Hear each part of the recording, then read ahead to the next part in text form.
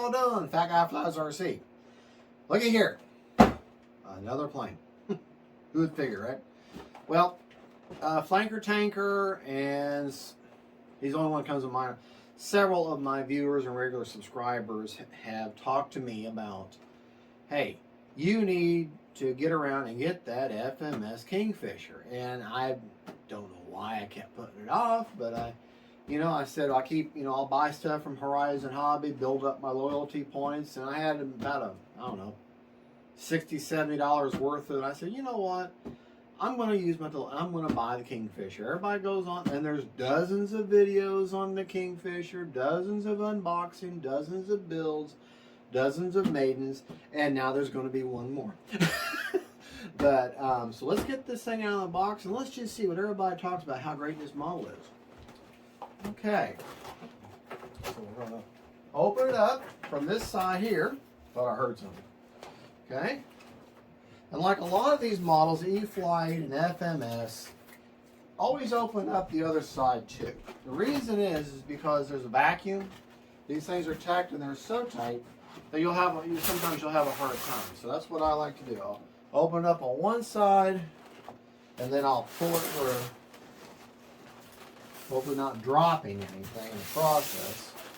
And pull this bad boy up out of here. Alright, now, something I always do immediately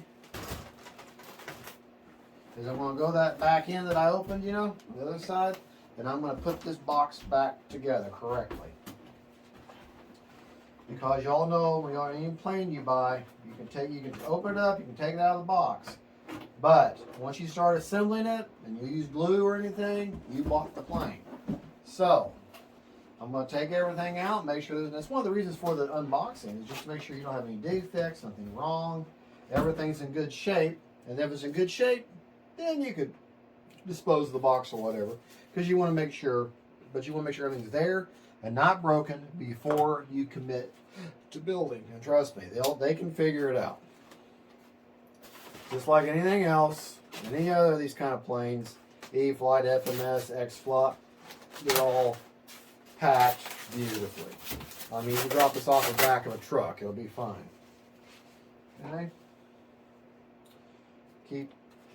Pay attention to your debris, where you put it, what you do with it. Okay? So go ahead and get it out of the way. And that's another reason why I like to make these unboxing videos. Because then if I have to reassemble everything, I can go back and look at it, and also hopefully when I'm waving this blade around, I don't cut myself. Safety first, All right, the typical FMS pontoons, labeled left and right. Put that off to the side for now. Well, actually, I'm going to put it over here. Solid white foam with next to solid white debris foam. I don't want to accidentally throw my floats away. The manual, Brian Phillips, was not folded. It was just wedged in between. Another piece of foam. Look at that wing. Look at that wing. That is gorgeous. So, I mean, it is so hard to see the individual gator cells. It's just, when I say gator, I mean the way the cells look. I don't know if you can see it on the camera. You have to really look close. Maybe you can see the individual cells. You can see them down here by the servo. That look is kind of what I call gatoring effect. Now, if the foam gets hot, it expands, and you can really see the gatoring effect then. Just so you know, this one has a reflex, and I will be using an AR620, brand new one, as my receiver. FPV canopy for the front. Won't be using that anytime soon, so put that off to the side. The other wing, just so all the connections have already been made for you. Absolutely nothing wrong with it. Big, beautiful flaps. Is a pinch hinge with, looks like with a little bit, with laminate. And all that is this, they made their pinch hinge in the foam, the mold, and then they've gone in there with a thin piece of basically tape, like packing tape, and that's in there, and then they've painted over it and everything. So that's your laminate. They've kind of laminated that in there. And like I preach about when you build these models, get yourself the beacon, hold the foam, and put you a nice layer in there on that hinge. Work the hinge, let it dry. Now you've got another layer of protection. Will give you the same protection and peace of mind as Blenderm tape would. Okay. That's why I keep looking at the screen instead of looking at you. That's a habit I gotta break out of as far as doing these videos. All right, you've got your carbon spar. Okay. You got your prop. And the prop is a 11 by 7. Got all your hardware here for your floats off on the side. Okay. That's your hardware for your floats. I'm going to put that over here with the floats. I don't need that. You've also got your rudder for your floats.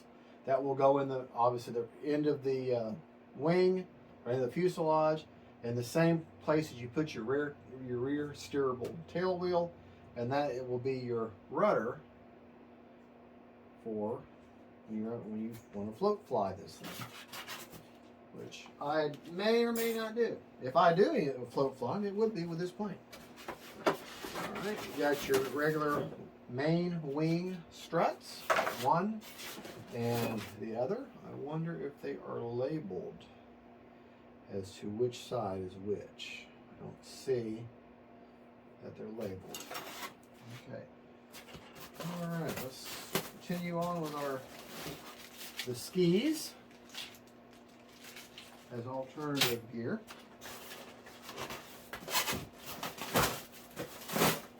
Bunch of extra packing material here. Oh, that packing, all this big wad of packing material is to hold your baggie of bits and of good in place. This is the retainer, plastic retainer to hold your gear on. All the metal that you'll need, the screws that you'll need. This is an entirely screw together assembly, and they use looks like a 2mm hex drive tool, all you'll need to put the model together.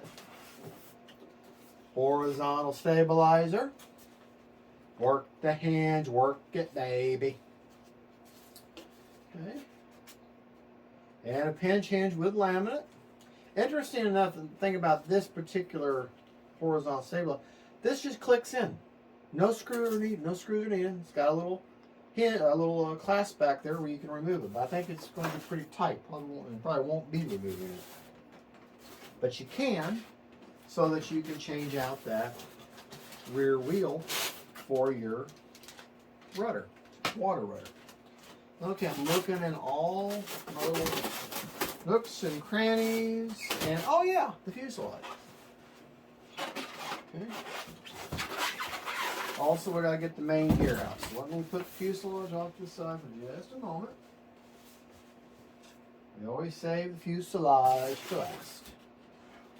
Make sure there's nothing here on this side. All right. And here is my main gear, what I will be using for this plane. Okay, now, here's my gripe. My first gripe with a plane. I bet you can guess what my gripe is. There's my gripe. Big, beautiful bush tire, right? Hard as a rock. We want our pilots to have a good, especially this is considered a beginner trainer plane. FMS, E-Flight, all of y'all that make these hard wheels. You know, we know they can be done. X-Fly's got those beautiful pneumatic ones. They're nice and soft. You just have a cheap little pump, you know. Look at that. That thing is hard as a rock.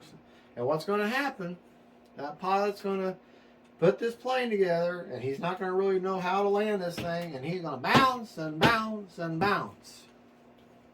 Softer tires. Please, you did it with the timber.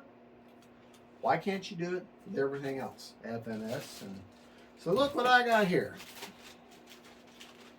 Timber tires. And it looks, they're not quite as big, but they're nice and they're soft. And they'll negate a lot of that bounce. Okay? Looks like they're about almost, maybe a little bit thinner. I'm going to run with the stock for now, but I will go back and I will put on these tires here. But for now, we'll put the plane together as sold. All right, enough. I'm off my high horse now. Let's look at this thing. Fuselage. Obviously, the rudder is not hooked up. Nice pinch hinge with laminate in there. Okay, an actual mechanical hinge here. Okay. There's where you're going to run that water rudder, and your tail wheel will go up through there. 2 spots here. This is where the main gear will attach. This is the other area for your where you put your floats in. There, I think that's a 40 amp ESC if I remember correctly. Here is where you can add a servo to have a tow release if you want to take this plane and tow a glider or something up in the air.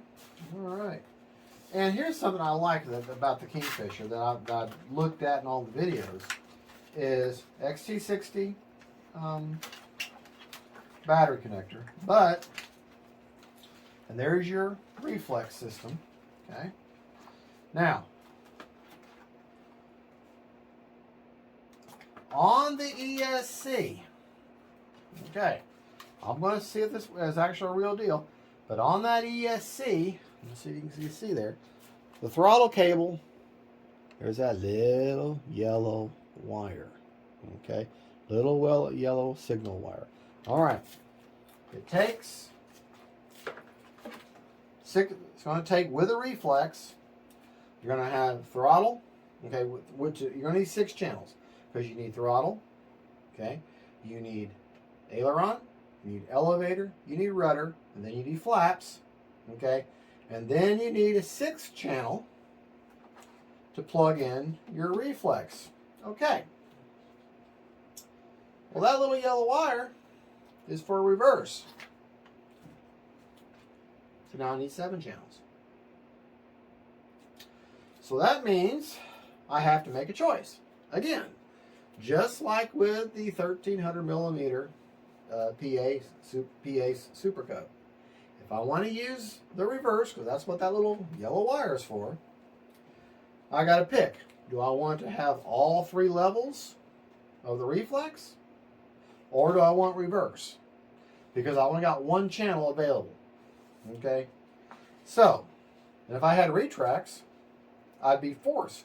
So, just let you know that if you leave the reflex alone, okay, and plug it, it only needs power. It only needs power. And if you're okay with you don't need self-level and you don't want the gyro turned off, you just want the AS3X gyro, then all you gotta do is power this, okay? That means we'll put it into our bind port on the AR620, and then I can take that little yellow wire and I can put in the channel 5 or the gear channel, which I don't have because I don't have retracts, and I get reversed and I get AS3X. I will not be able to use self-level, and I'm not going to have it in this plane. So that's one gripe. And of course, they don't come out and advertise and tell you that. So here's my second gripe. But here's a nice thing. Looky here. In front of that, there's this tray right there. So that just tells you where you put your reflex and where you put your receiver. Okay? Everything that comes out the end of the reflexor, this is all labeled and goes to your receiver. Okay? Throttle. S-bus mode, which is for the reflex. Aileron. Rudder. Hey! 1, 2, 3, 4, 5. That means hey! they did it here. Why did they do it in another plane? I've already got the S bus coming out. They've already allowed for it, so that means that I will be able, I hope. What's that? I don't know what that is. I'll figure that out. Well, anyways, I should be able to. Oh yeah, okay. That's just the wires from the flaps and the ailerons. That's going to go to that. Okay, cool. All right. Thank you for getting that part right. I'm going to pull that yellow wire off a little bit. I'm going to put my reflex right there. Going to get it to press down a little bit. All right. And on the other side is where I will put the AR620. All right. Well, there's the unboxing of the FMS Kingfisher.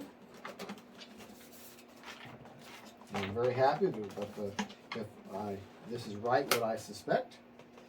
I do have enough to run everything. All right, this is going to be an easy build. The only connections you'll have to make as far as control arm is the rudder and the elevator. Other than that, everything is connected for you, so it will not be an issue putting this together. All right, well, that's the unboxing, and we'll come back with a build video here in just a little bit. Thank you so much for watching. Don't forget to like and subscribe. God bless y'all, and don't forget, faith, family, and friends, and them planes. Bye-bye. Gotta turn the camera off.